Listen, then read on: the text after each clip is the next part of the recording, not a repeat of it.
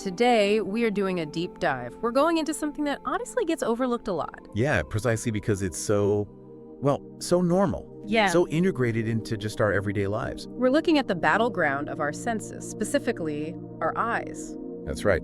Our focus today is on these really powerful concepts we've researched, Yeah. the covenant of the eyes, and also the mechanics behind what our sources call the alliance of the eyes. Okay, let's unpack that right away. Alliance of the eyes.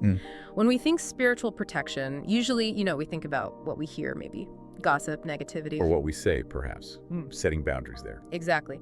But these sources, they throw down a real challenge to our visual culture. They're arguing that our gaze, just the constant stream of images we take in all day long, it's fundamentally shaping our souls.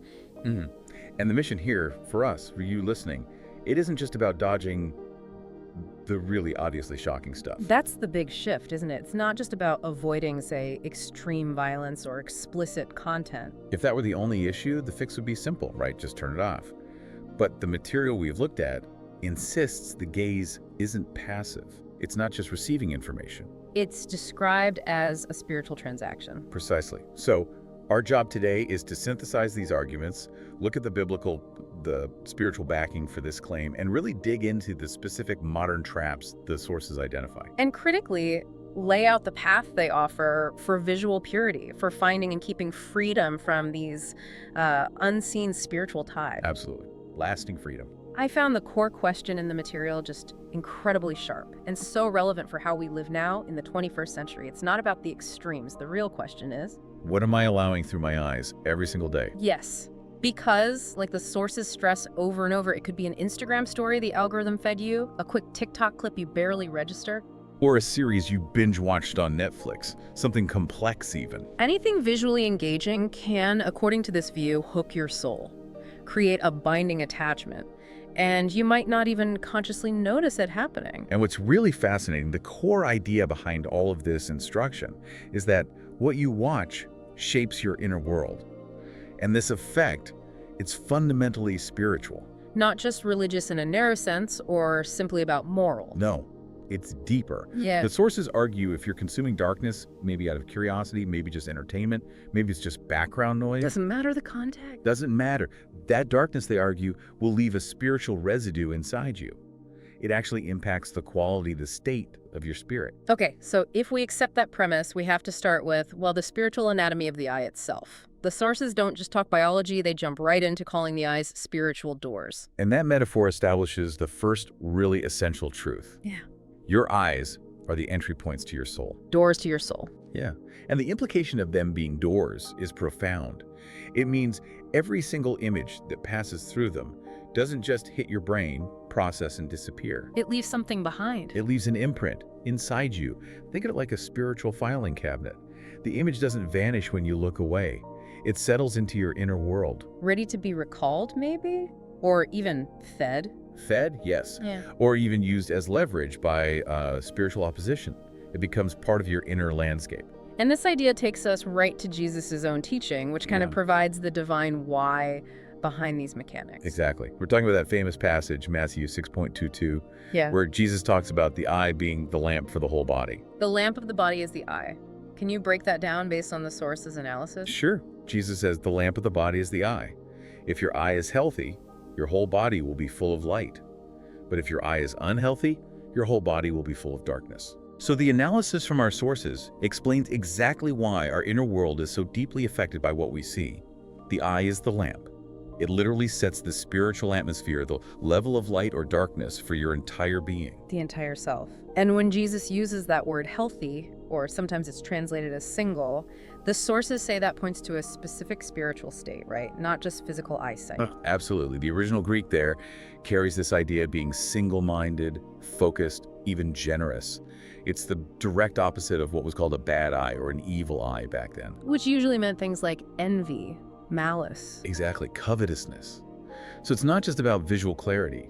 A healthy eye, in this spiritual sense, is an eye fixed on purity, on holiness, on God's glory. So if the light coming in is pure, focused? Then the whole body, your whole inner being is illuminated. It's filled with light, with discernment. Right. But if the eye is, say, double-minded or fixed on worldly desires, on coveting, Then the whole vessel darkens.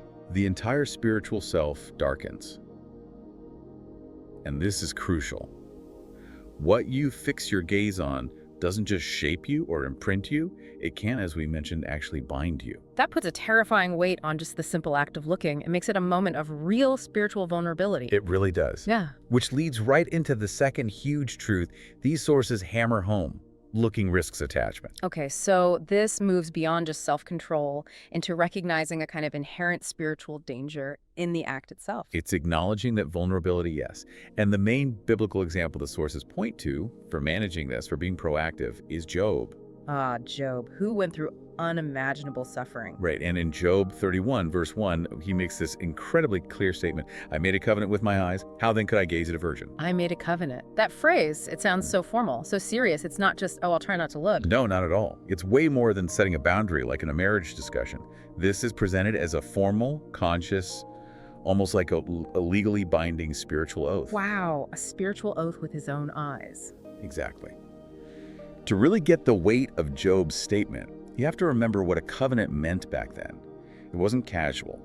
It was often a blood pact, a solemn promise, with reciprocal obligations, often enforced by divine consequences. So Job, in the midst of losing everything, understood that even a stray glance, Even a simple lingering look could potentially connect his soul to whatever he was looking at. And this covenant he made, the source material defines it as this deliberate spiritual act. an act of self-discipline, yes, but also holiness. Holiness, precisely. A pact. Probably. A vow of visual holiness. It's designed specifically as a preemptive defense against attachment, against temptation taking root just from seeing something. So he was basically declaring to God, my eyes will not create a spiritual bond with anything impure, anything outside your will. Even if it's just for a fleeting moment of lingering desire or curiosity, he shut the door proactively. That gives the simple act of looking such immense spiritual responsibility. It really forces you, the listener, to think. Am I operating under a similar covenant of self-control? Or am I maybe, without realizing it, operating under an unwritten alliance with impurity through my gaze? That's the stark choice it presents. Okay, so let's talk about the mechanism of connection then. If eyes are doors and just looking risks attachment, what happens with prolonged or intense looking? That's where the sources introduce the concept of a spiritual alliance. That looking doesn't just risk attachment, it actively creates an alliance. How? What's the mechanism they propose? The link is forged, they argue, because the gaze itself actually transports spiritual energy or even authority. The gaze carries power. Yes, and to illustrate this, the sources often point to positive examples first, like deep, healthy soul ties. Think of David and Jonathan. Right. For Samuel 18.1, their souls were knit together. Exactly. A profound spiritual bond ensuring loyalty, unconditional love, that kind of deep connection, that soul tie, the sources suggest it's always either preceded by or solidified through a deep, meaningful, intentional gaze. A look that establishes mutual recognition, trust, connection. Okay, so if the gaze has the power to forge positive, deep spiritual bonds like loyalty and love, that confirms the mechanism itself is powerful. Right. The mechanism works. Which means the danger lies in applying that same powerful mechanism to negative influences. Precisely. Looking intently at things that are impure or violent or occultic, it's not just wasting time or being exposed to bad ideas. Yeah. According to this view, it's actively opening doors. Opening doors to oppression, forming those invisible ties you mentioned. Yes, those ties the sources warn about. That's the critical contrast. When you fix your gaze on negative or impure images, that same transported energy now forms a negative alliance. And how do these negative connections show up? Often as spiritual weights, feelings of oppression, maybe unusual anxiety or darkness that settles in. The sources are very clear. By gazing at things contrary to holiness, whether it's, sexual impurity, gratuitous violence, occult symbols, you're essentially giving passive spiritual permission. Permission for that spirit, that influence to affect you. Yes. You've looked through the spiritual door and, in a sense, invited that negative atmosphere inside. You've made contact. Wow, okay. And these invisible ties, they aren't even limited to when we're awake and consciously choosing what to watch. No, which brings us to a really challenging, maybe even startling concept from the source material. The scope of these visual alliances can actually extend into the realm of dreams or visions. The alliance is forming while you sleep. How does that work? Well, this idea rooted pretty deeply in certain spiritual warfare teachings. The sources claim that when your conscious mind is at rest, your soul can be especially vulnerable to external spiritual influences. Vulnerable because the conscious guards are down. Kind of. And the crucial distinction they make is that even while you're asleep, you can still be seen in the spiritual realm. And you can still gaze back within the dreamscape. It's an interaction. I think a lot of listeners might just write off a bad dream as, stress or something they ate. How do the sources justify this intense claim that a real spiritual alliance can form while you're asleep? They're quite specific about differentiating a normal dream from what they see as a spiritual transaction. They talk about experiencing a particular kind of gaze in the dream. Like what? A seductive stare, maybe? Or a mysterious probing gaze? Or even an oppressive dominant stare directed at the sleeper within the dream. And that specific visual encounter is treated as a real spiritual event, not just a random brain firing. And the consequence, they argue, is waking up feeling different, with a distinct, noticeable spiritual burden. A heaviness, a weight on your soul that simply wasn't there when you went to sleep. And the source material is really emphatic about this point. It's not imaginary, spiritual. So, a dream gaze isn't just psychological residue. It's presented as potentially having real spiritual consequences. What's the main negative outcome they worry about in these dream encounters? They often focus on the concept of the spiritual spouse, where they talk about an attempted pact being initiated from the invisible world. Spiritual spouse, that's intense language. What does it mean, practically? It's spiritual jargon, really, for an entity or an influence trying to forge a binding connection with your identity, your intimacy, your core self. Often through a dream scenario that's sexually charged or emotionally manipulative, featuring that persistent, seductive, or controlling gaze. And it's the gaze itself that seals the deal, so to speak. That's the argument. The spiritual energy or authority carried by that fixed gaze, whether it's oppressive, seductive, whatever, that's what seals the unwelcome alliance. It confirms the core point again. The act of seeing or being seen intently is a fundamental spiritual mechanism for connection and establishing authority. Even when the conscious mind is offline during sleep. Even then. That fundamentally changes how we need to think about spiritual vulnerability. It's not just guarding what we intentionally watch. No, it's also about recognizing and breaking ties that might have formed unconsciously, maybe even years ago, through these kinds of visual or dream-based spiritual encounters. Wow. Okay, so the spiritual reality of the gaze makes intentionality and a kind of defensive spiritual posture absolutely vital. Vital. And that leads us directly into the practical day-to-day challenges.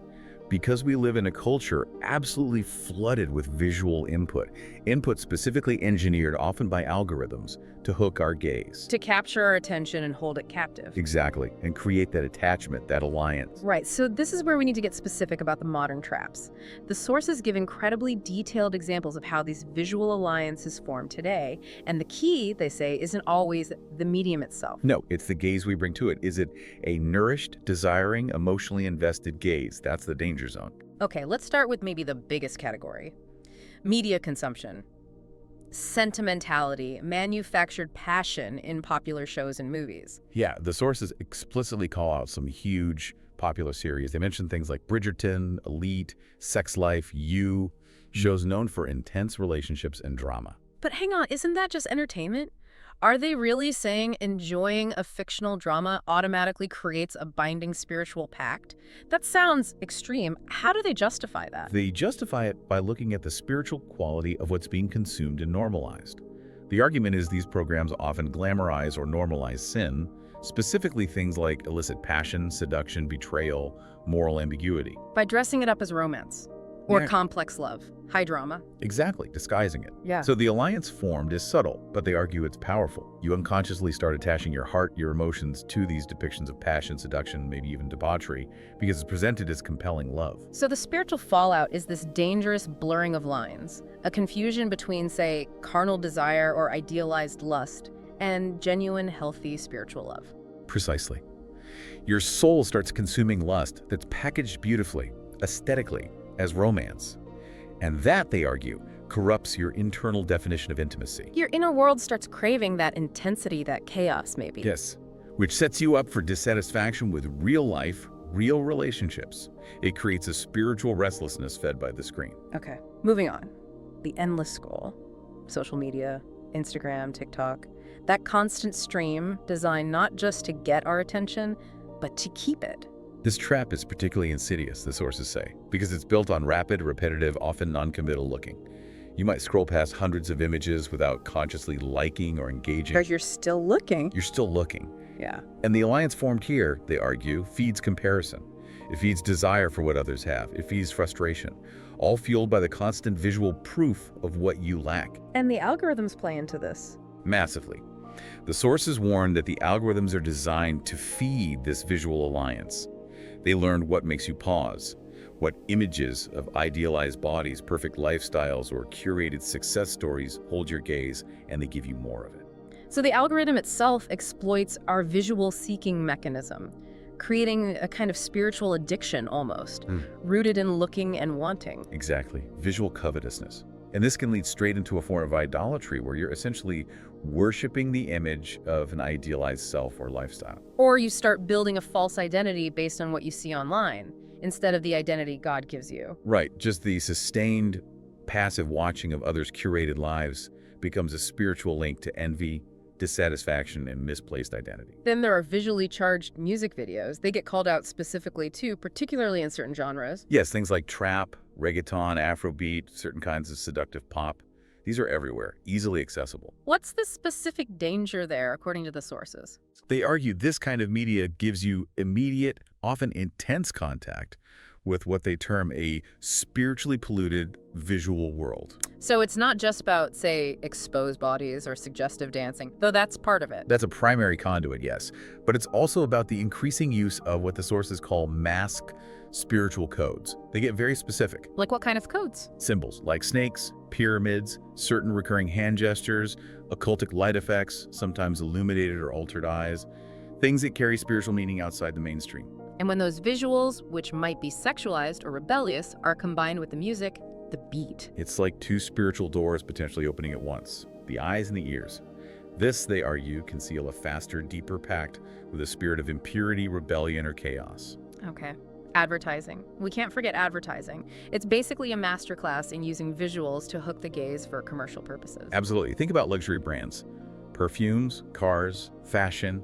They often use highly suggestive models, sensual atmospheres, even for everyday products. What kind of alliance forms there, just wanting the product? It can go deeper, the sources suggest. That repeated passive admiration of the image can create a visual alliance with carnal aspiration. A pact of superficiality. Vanity. That's the language used. Admiring and aspiring to that image of luxury or physical perfection or status, the soul starts feeding on the desire for appearance, for worldly things. The look becomes a silent vow. I want that lifestyle, that image. And the last general category they mention is more explicitly spiritual, esoteric art or visuals, things intentionally designed to be occultic or dark. Yes, images with clear occult symbols, maybe dark or disturbing paintings, visuals using demonic light play or featuring intense, piercing stares. You see this in some modern art, certain fantasy genres, even some alternative aesthetics. And the danger there is more direct. Much more direct. The alliance formed by prolonged attention to these visuals is often with a specific spirit or influence named by the sources. Fascination, fear, control, seduction. The gaze is the direct pipeline for that influence or oppression to enter, often disguised as artistic appreciation or just morbid curiosity. That's a heavy list of general traps. Now, the source material also breaks things down further, suggesting specific patterns of spiritual vulnerability based on gender. Right. And it's important, as you said, to present these not as judgments or stereotypes, but as patterns of spiritual weakness that the sources observe being exploited by different types of visual media. Okay, let's start with the patterns highlighted for men. The material suggests that for men, the visual trigger often connects more immediately to physical or psychological stimulation, playing on impulse. The first pathway is obvious: pornography. The trap there is quick visual access, immediate capture. Yes. The very act of looking starts the process, normalizing the objectification of people, feeding lust directly. The second pattern is more subtle, but maybe just as widespread now on social media. Content labeled fitness or motivation on platforms like Instagram Explore or Reels. Right. The sources argue that a lot of this content, even if framed as health-related, is often deliberately designed to capture the masculine eye. How so? Through tight clothing, showcasing idealized physiques in provocative ways, or using sexualized postures. The key point they make is that the gaze becomes fixed on the appearance, the outward form, rather than the actual principle of health or discipline. So even if the guy thinks he's looking for workout ideas. His gaze is actually being trained toward covetousness or lust. An alliance forms with the image, not the principle. And the final pattern mentioned for men, action films with gratuitous violence or embedded sensuality. Yes. Here, the alliance is formed through normalization. Watching excessive, unjustified violence, the sources claim, can make the soul complicit, numbing spiritual sensitivity to brutality. And the sensuality part, even if it's just background. Embedded sensuality, even if it's not the main plot point, ensures the gaze is still being exposed to impurity. The sources argue it taints the viewing experience, regardless of the main reason for watching. The cumulative effect seals the alliance. Okay, so for men, often impulse, objectification, normalization of violence or impurity. What about the patterns outlined for women? They seem to lean more towards emotional connections. Yes, the patterns described tend to focus more on emotional, affective, and identity-based alliances. The gaze creates pacts related to comparison, idealized romance, and self-image. The first big trap mentioned is romantic or dramatic series, especially ones with intense emotional plots. These shows can be incredibly emotionally engaging, almost intoxicating. They create powerful fantasies. And the danger is, This constant visual consumption can breed a desire for an idealized, often completely unrealistic type of relationship. This leads, they argue, to deep dissatisfaction with real life, real partners. the soul attaches to a fictional definition of love or intimacy. Exactly. Often a chaotic or overly dramatic one. It creates emotional attachments to characters or storylines that are, in a spiritual sense, guiding the viewer toward emotional instability or unrealistic expectations. The second huge visual trap cited for women, the constant stream of beauty or lifestyle influencers online. This is what the sources call the covenant of comparison. Constantly gazing at and inevitably comparing oneself to these often highly curated, filtered, idealized images. It forms an alliance with an impossible standard. Yes, an impossible self-image. The sources frame this as a form of visual idolizing. Validation becomes tied to outward appearance, fostering deep comparison, dissatisfaction with one's God-given looks, and linking identity to external approval. And the last one mentioned is about current visual trends. Things like the slow gaze or mirror trends you see on TikTok or Instagram. Right. The spiritual danger highlighted here is the focus on exaggerated self-contemplation, or using the gaze as a tool. A tool for what? For narcissistic validation, perhaps? Mm-hmm. For comparison, both looking and inviting comparison? Or even for a kind of passive, unconscious seduction? The soul gets trained, they argue, to seek approval through its visual presentation to others online. Identity gets linked to the superficial gaze of strangers. Wow. So whether it's a quick scroll, a binge watch, or even a dream, the potential spiritual consequences there, it feels almost overwhelming. How can anyone stay free in this visual culture? It is overwhelming if you focus only on the threats. But here's the crucial part, the good news. The sources are equally clear that freedom is possible. These ties can be broken. Completely. In the name of Jesus. In the name of Jesus, the foundational message is you are not a slave to what you have watched. God can restore your spiritual sight. And the sources provide a clear, actionable path for this freedom, a way to break free and stay free. Yes, a very clear 4-step process. It moves you from acknowledging the problem to making a new protective covenant. Okay, let's walk through these steps. Listeners need to grasp the spiritual intent behind each one. Step 1. Step 1 is crucial. Recognize what has bound you. This takes real honesty before God. So identifying the specific image, the influence, the pattern. Exactly.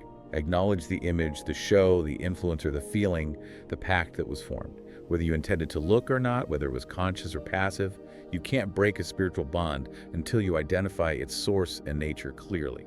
Okay, recognition first. Then step 2 moves to action. Step 2. Renounce that image or influence. Recognition isn't enough. You have to follow it with a verbal declaration. Not just thinking it, but speaking it out. Yes. This isn't just internal regret. You verbally separate yourself from that visual attachment. You declare you're giving no more spiritual ground to that influence. It's an authoritative act of speech. Okay, recognize, renounce. Step 3 is where the power comes in. Step 3. Break the alliance through prayer in the name of Jesus. This is where you actively apply the authority of Christ, the power of his blood, over that tie created by your gaze. This is the moment of severing the connection. This is the severing.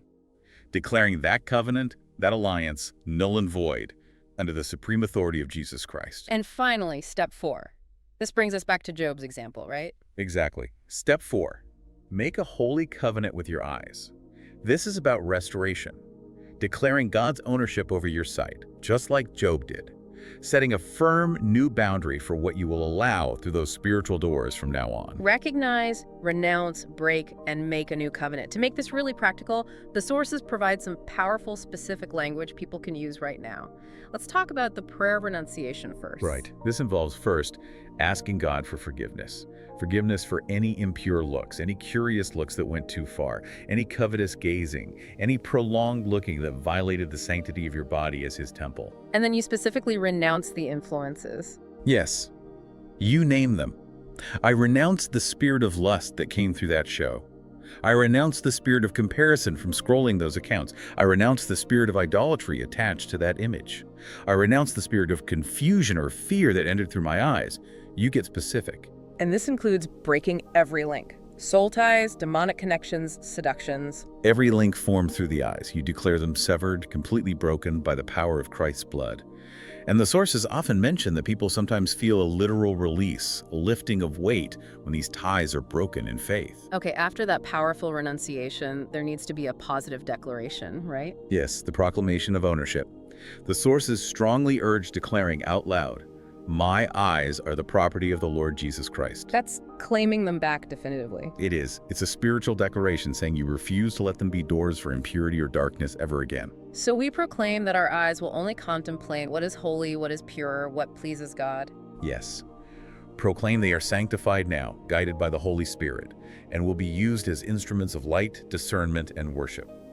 This isn't just wishful thinking. It's an authoritative declaration of freedom and rededication. And the sources often include very specific prayer language for cleansing, don't they? Asking God to cleanse the eyes. Cleanse them in his precious blood, yes. And specifically asking him to destroy every autel, chain, and attachment linked to the eyes through past looking. Let's quickly clarify autel altar in this context. What does that mean spiritually? In this kind of spiritual warfare language, an autel, or altar, refers to any place, physical or metaphorical, where dedication or sacrifice has been made to an idol or a spirit contrary to God. So by asking for the destruction of the autel, You're destroying the spiritual platform or foundation upon which that negative visual alliance was built. The chain represents the bondage itself, and the attachment is the soul tie or connection. You're essentially praying, tear it all down. I am no longer a slave to what I have seen. Exactly. That's the core declaration. That is incredibly powerful, actionable, comprehensive. The final call to action seems crystal clear then. It is. You are not defined or bound by your past visual consumption. God can and wants to restore your spiritual sight. He wants to turn your eyes back into instruments of his light. And this restoration isn't just about stopping bad habits. It's about moving into a state of active visual holiness. Yes, being able to see truth clearly, to discern purity, to recognize God's glory, and instinctively reject everything that isn't from him. That's how the lamp of the body becomes full of light again. So, wrapping up this deep dive, the message is stark but also hopeful, the gaze. It's this invisible, incredibly potent force. A weapon, really. Can either build you up, deepen your spiritual maturity, or it can actively chain you to darkness. The choice of what you feed your eyes might just be the most immediate, constant spiritual battle we face every single day. We have to choose light today, make that conscious, holy covenant like Job did, because the sources leave us with this final, really challenging thought. It demands immediate reflection. What you watch today will determine where your soul lives tomorrow. Wow, that really forces immediate conscious action. A renewed commitment to visual purity starting right now. Exactly. Thank you for listening. Don't forget to share this message with your friends and family. Let the fire spread. We'll see you soon for another episode of Jesus Fighter, where we keep fighting the good fight of faith. Stay strong, stay blessed, and keep walking in victory.